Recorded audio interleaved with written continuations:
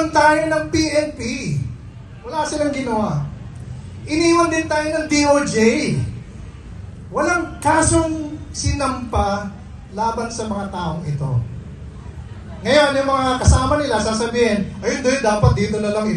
Litisin yan si Bato or si kung sino-sino man. Dapat dito, hindi doon.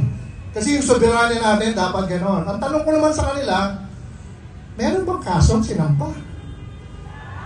Wala eh. Ano bang pinagsasabi ninyo? So, huwag tayo magpaloko sa narrative na maraming tao na parang walang kasalanan itong mga ito. Isang dekada na, lalaban tayo. At hindi natin tatapusin ang hustisya pag nakulong lang si Digong. Kundi itutuloy natin, hindi ko alam kung paano, napakahirap gawin, ang pag-alaala doon sa mga natokhang.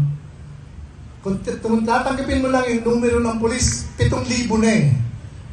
Pero doon sa mga iba pang more objective na nagbibilang nito, nasa tens of thousands na mga taong pinatay nang walang due process.